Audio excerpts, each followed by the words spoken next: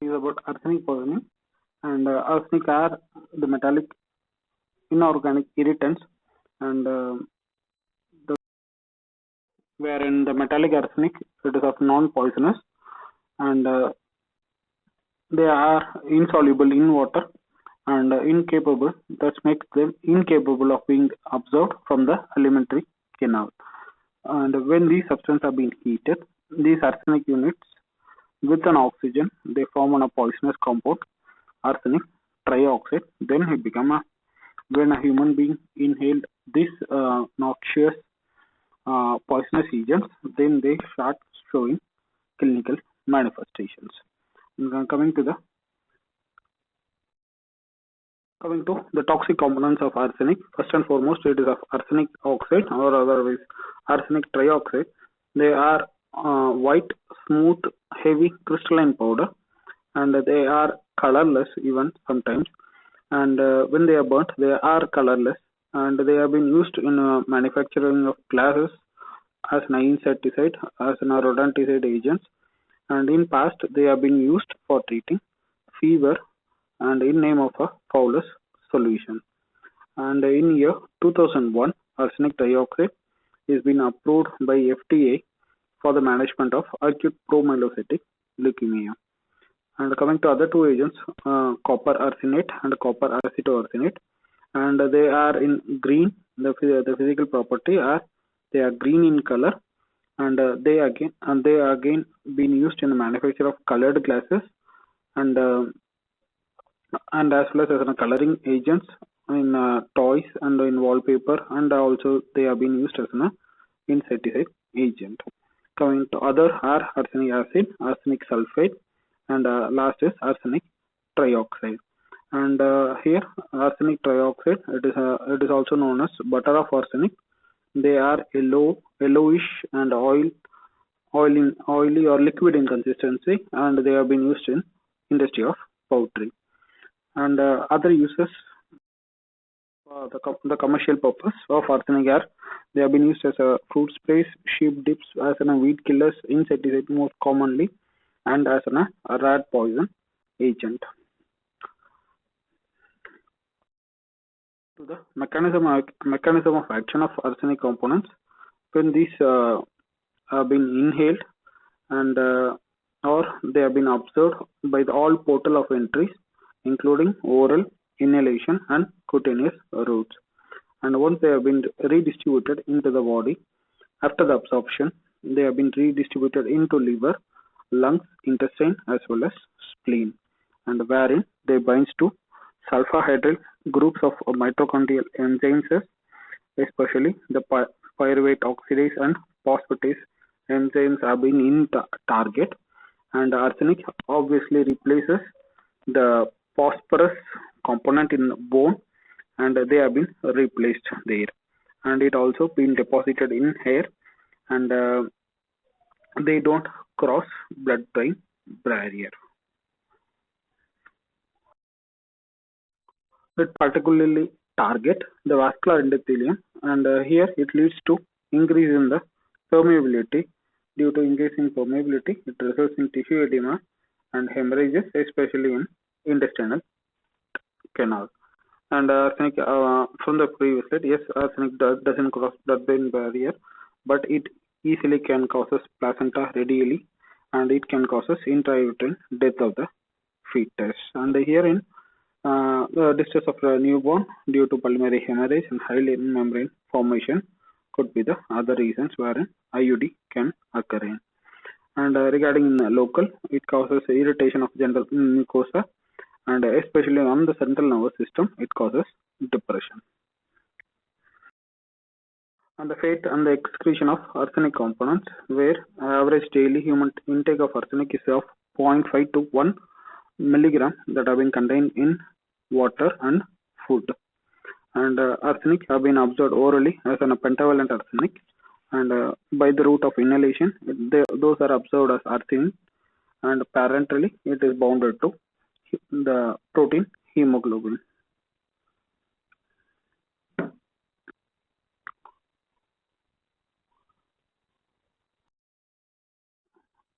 It almost it almost affects all of the tissues, and the arsenics are found in a large quantity in liver, followed by kidney, and followed by spleen. And the same points, arsenic doesn't crosses blood-brain barrier, but the inorganic salts of arsenic can cause placenta, and obviously they can cause IUD.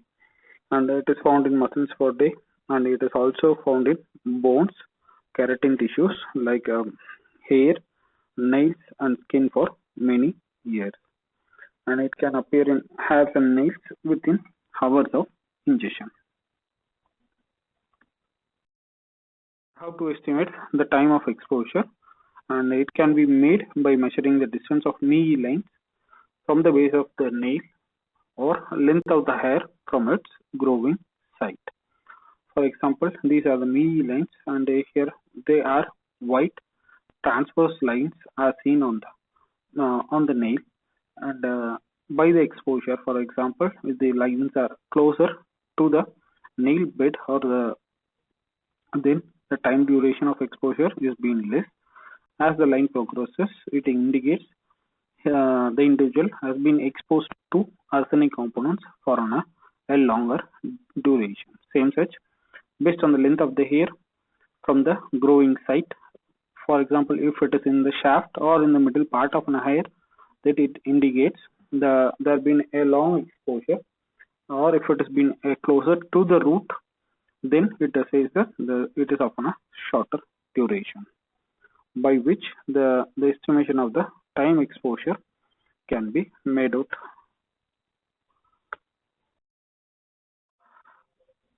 Modes of elimination, it is mainly by kidneys in form of a methylated arsenic, and other routes by which like feces, bile, sweat, milk, and other bodily secretions also eliminates arsenic components. And one such terminology where we come across, where there are some listed substances which show which have the habit of intrahepatic circulation, wherein arsenic like being excreted into stomach and intestine after the absorption, even though the substance are being given by a route other than the oral. Coming to signs and symptoms of arsenic poisoning. Signs and symptoms, and here it is of three types. First and foremost, it is of a fulminant type, wherein massive dose of ingestion, likely like 3 to 5 milligram of arsenic compound on ingestion, they causes marked capillary dilatation, especially in splanchnic area.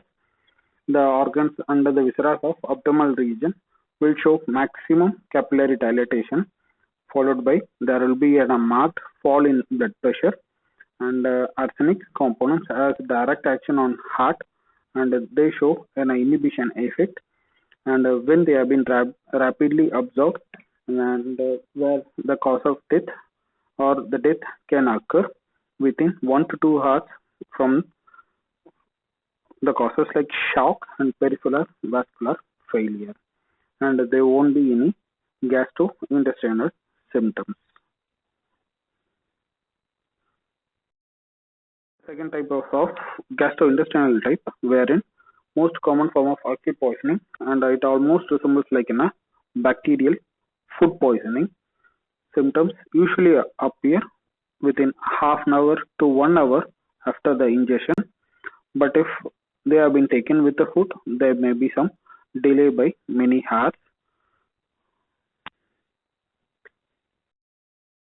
Signs and symptoms will be of the first and foremost, it is of constriction of throat, difficulty in swallowing, burning, colicky pain of esophagus, intense thirst, severe vomiting, which may be projected, or the constant symptoms.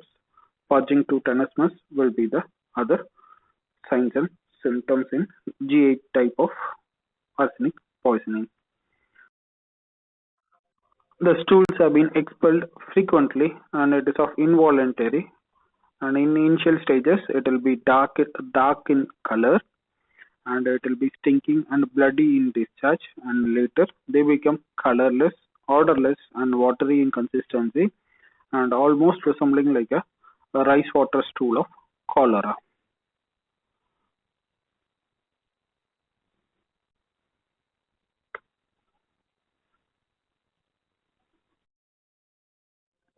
A table column to differentiate arsenic poisoning from cholera. First and foremost, the pain in throat. In case of arsenic, it will be present before to vomiting, and in case of cholera, it will be present after vomiting. And in case of purging, after vomiting, and in case of cholera, the purging will be seen before vomiting. And in case of stools, and it will be dark, bloody. Later, it becomes watery. And in case of cholera, it is from the initial, it will be of rice watery in consistency, and it will not show any bloody discharge, and passes continuously and involuntarily like in a jet. And in case of tenesmus and anal irritation, they are classically seen in arsenic poisoning, but it is obviously absent in case of cholera. And the vomited material contains mucus, bile, and blood, but in cholera it will be watery, and these factors will be absent. Regarding voice, it is not affected, but in case of cholera, it will be rough and whistling. Conjunctiva will be inflamed, and there won't be any changes in case of cholera. Analysis of X theta, wherein arsenic components will be detected, and in case of cholera, the cholera vibrio will be seen. And the cross-sectional evidences of arsenic poisoning and the history suggestive of the circumstantial evidences which will highly suggestive of there being a poisoning. But in case of cholera infestations, wherein same family members or the members from that locality will show signs and symptoms of the same. Regarding the manifestations on other organs, where in liver there will be fatty infiltrations are seen, and regarding renal system, where features of oliguria, features of uremia, and urine will show presence of albumin, red cells, and gas are seen. And on the micturition, there will be pain. And regarding cardiovascular system, due to there will be features of acute circulatory collapse, and here as a result of vasodilatation, wherein the intestinal canals and other, they have on the second mechanism, right, on the point of second mechanism of action, we have seen the word vasodilatation, where especially the organs of abdominal region, the viscera, will show extreme vasodilatation, wherein it causes increase in vascular permeability, where most of the fluids have been retention, and wherein especially in pattern of G80 type of arsenic poisoning, where there has been more loss of bodily fluids, where ultimately it results in circulatory collapse. And features of ventricular tachycardia, ventricular fibrillations will be the other associated cardiovascular features. And regarding the nervous system, wherein features of headache, vertigo, paralysis have been seen, and features of peripheral neuropathy, more towards sensory, will be seen, and distal stocking and the glove-like distributions have been seen, and they're classically seen after 1 to 2 weeks after poisoning. And in case of skin or the dermal manifestations, where there have been delayed loss of hair, skin eruptions, features of eczema, itching will be the other associated signs and symptoms.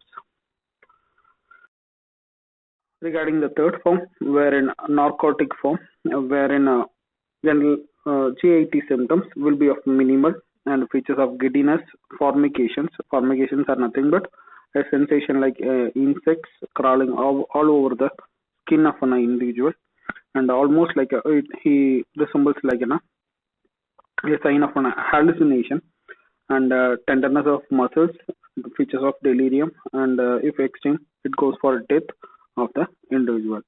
And rarely complete paralysis of extremities are other features of narcotic form of arsenic poisoning.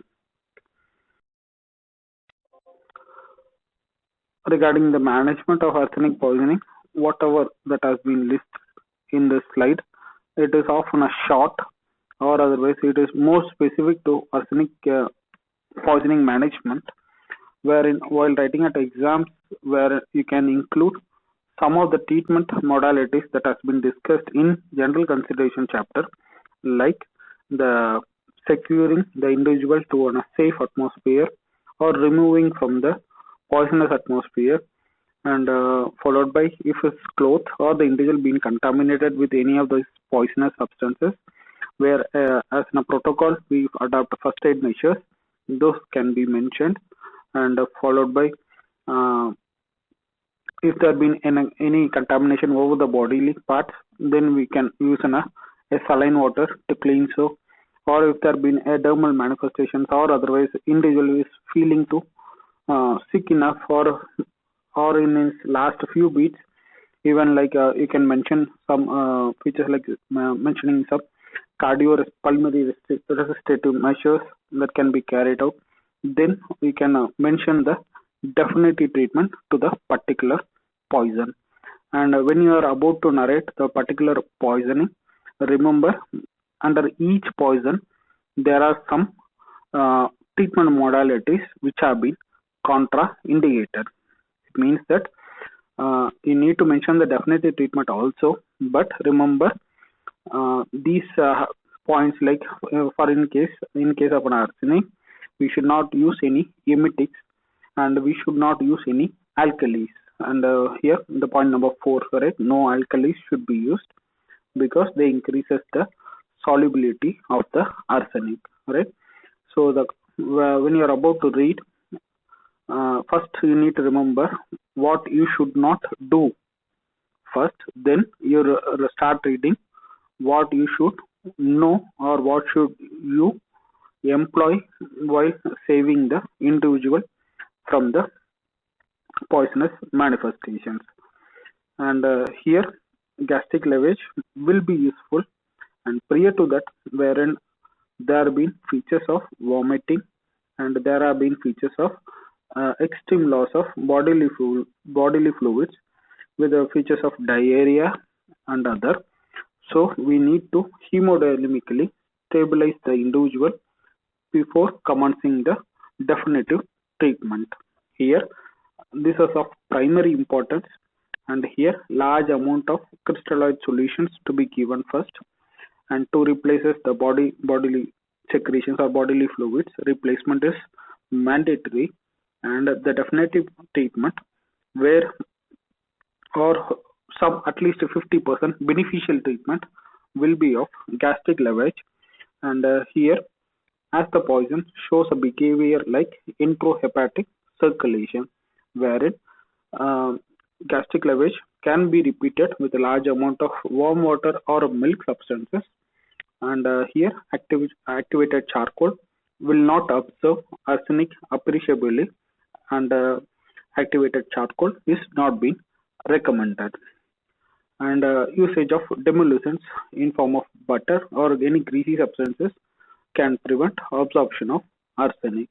Again the points like no emetics, no alkalis, right? And coming to the definitive treatment like chelation therapy or an antidote therapy, wherein BAL or the oral succimer can be used as a treatment of choice or a drug of choice for reviving the individual from arsenic poisoning. And again the dosages and those again have been not discussed, and either by making a mnemonic and the definitive route and hourly administration, those again you can kindly refer to the textbook. And regarding castor oil administration and magnesium sulfate are again beneficial, and in last resort hemodialysis and exchange transfusion will be the last resort to save the individual. Regarding chronic arsenic poisoning, here again the individual who have been occupationally involved in or the industrial worker who handle these arsenic components can accidentally ingest these components on repeated small dosages for a longer duration. And secondly, through contaminated water, and wherein the water being contaminated with arsenic components or other risk group of population. Thirdly, the arsenophages, wherein they consume arsenic in a smaller component as they believe that those are aphrodisiac, and they believe that those arsenic components in ingestion will increase their sexual pleasure. And point number 4, arsenic again, and a homicidal agent wherein when someone gives repeated dosages to the enemy, and again it is of fatal. And recovery from single heavy dose or from the primary poisoning will show features of chronic arsenic poisoning manifestations. And of the chronic arsenic manifestation, it can be divided into 4 stages, wherein GI gastrointestinal type of staging, second dermatological manifestation, thirdly neurological manifestation, and fourthly it is of neuromuscular. And the first stage, wherein GI stage, the general features will be there will be an edema over the lower eyelids and ankles, and there will be features of loss of weight, malaise, increased pulse rate, and increased temperature will be the general features. Big features, there will be loss of appetite, and you can able to see red soft gums or otherwise black line deposition on gums due to presence of arsenic sulfide. And the tongue will be coated thin, white, silvery fur, and nausea, vomiting will be other associated symptoms. Increased salivation, abdominal cramps, colicky pain, constipation, and sometimes even features of diarrhea are also being seen. Second stage, wherein manifestations, wherein raindrop pigmentation, right? Again, a named terminology wherein it is related to arsenic poisoning. Here, finely molted brown changes mostly seen on skin, flexures, temples, eyelids, and neck region, as well as on the posterior aspect of the body, and they persist for many months. And on prolonged contact with arsenic components, the hands, palms, soles will show features of hyperkeratosis, and here in irregular thickening of nails and the development of white transverse lines are called as Aldrich-Mee lines. And again, by seeing these Mee lines and deposition of arsenic components on hair, we can able to estimate the exposure duration in case of long time exposure to arsenic components. And this again hyperkeratosis of the palms and sole region, and these are raindrop pigmentations more on the posterior aspect of the body. Pigmentations and features of Mee lines on the individual who have been exposed. Regarding the second stage, wherein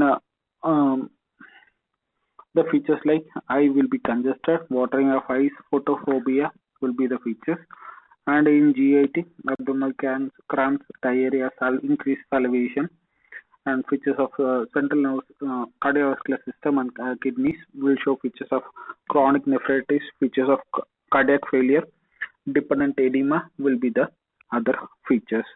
And regarding hepatic manifestations, features of hepatomegaly, jaundice, cirrhosis will be the features.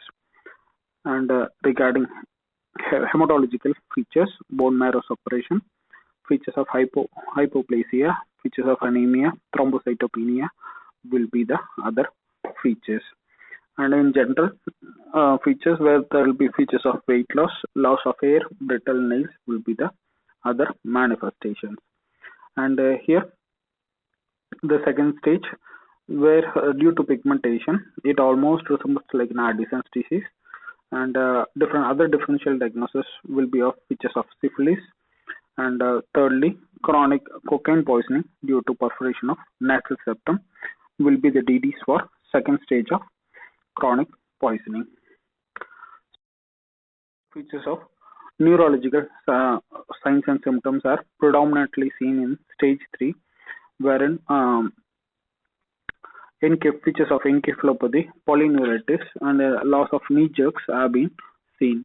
And regarding the muscular system, marked tenderness, cramps, and in joint arthralgia will be seen. And in hematological, features of anemia, and more commonly towards normocytic normochromic type of anemia. On bone marrow examination, there will be bizarre nuclear formations and features of leukemia, thrombocythemia, or all the other associated hematological features. and features of impotency are also been the most common feature of stage 3 of chronic poisoning. And regarding third stage, the differential diagnosis of the stage 3 will be of alcoholic polyneuritis, wherein with the history of heavy alcohol intake and symptoms take more time to appear, and features of glycosuria, by which we can able to differentiate the stage 3 of arsenic poisoning from alcoholic polyneuritis. Fourth stage, neuromuscular phase of chronic poisoning, wherein peripheral neuritis, muscular atrophy will be predominant. And regarding the muscular features of ataxia, atrophy of extensor muscles, interosseous and intercostal muscles also being affected, and features of respiratory distress will be predominant. Muscular weakness, tremors, and in CNS there will be features of delusion. And the fourth stage will be the differential diagnosis for lead poisoning, and lead poisoning is being more common when you compare to arsenic poisoning. And in lead poisoning again there will be features of wrist drop and foot drop, and again by the history and other features by which we can able to differentiate an arsenic from a lead poisoning. Arsenophagist, wherein they show features of tolerance, and they ingest as features of tonic or even as a substance, and they show features of tolerance up to 0.3 grams or even more in a single dose. And they believe that they eat these substances, they increases the sexual pleasure of an individual. And other aphrodisiac substances are cocaine, cannabis, opium, and strychnine. Medico-legal importance of poisoning: they are suicidal and more towards rare, and accidentally, yes, it is possible drinking well water containing arsenic components, or admixture with the articles of food, especially the seafoods, and improper medical usage can result in accidental poisoning. And again, they have been used as an abortifying agents to procure abortion, and also mixed with animal foods as an cattle poisoning. The features of advantages of using arsenic as a homicidal agent, and they are colorless, odorless, and tasteless, and almost fits into the ideal homicidal poisoning agents, or the characteristic features of ideal homicidal poisoning.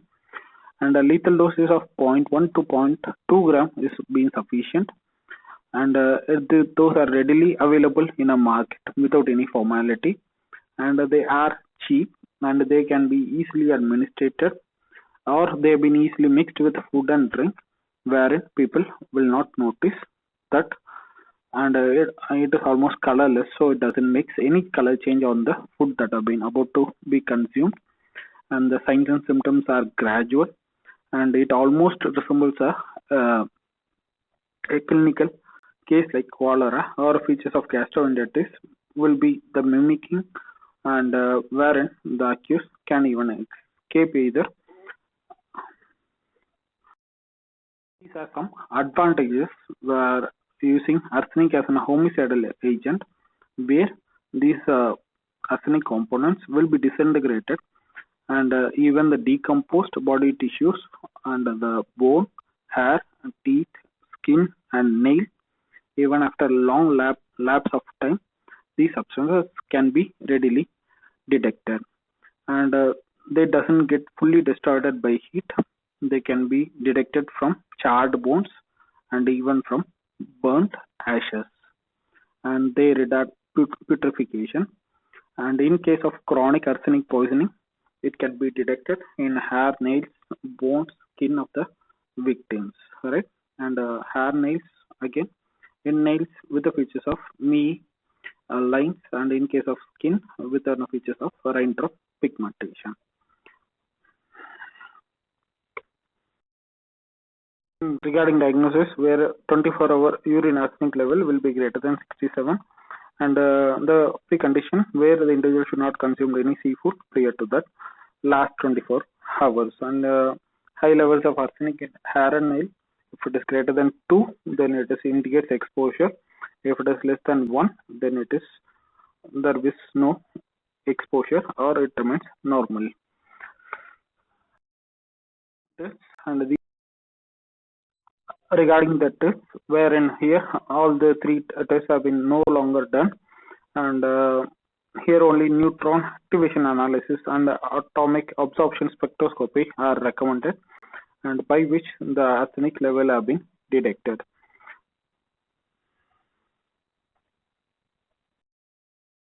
Regarding post-mortem findings of arsenic poisoning, the gastrointestinal congestion will be seen. Stomach mucosa almost resembles like in a red velvety in appearance, and subendocardial petechial hemorrhages are seen over the ventricles and most oftenly on the anterior as well as the posterior surface of the heart.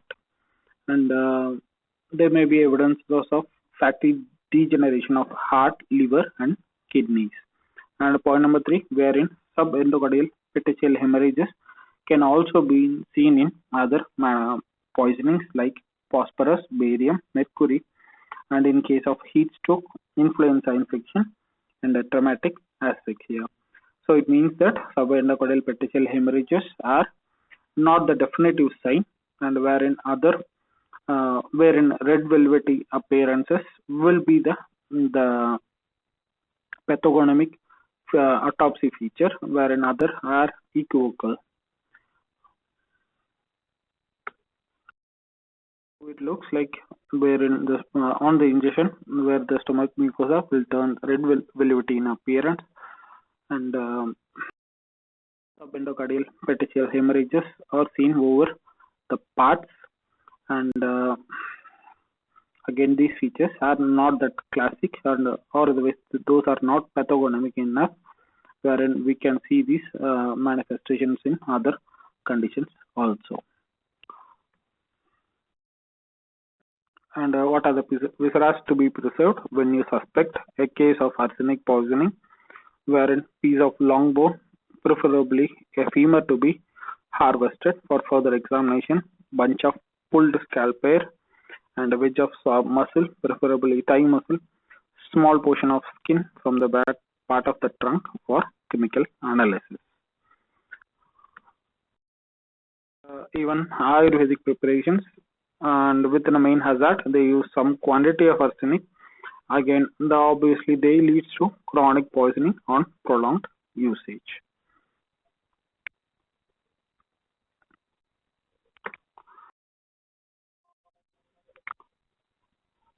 Just a mnemonic to remember all features of arsenic from a single slide. And again, you need to remember these and most commonly repeated question, wherein chronic features of arsenic poisonings have been asked frequently, and most commonly expected question in Viva also.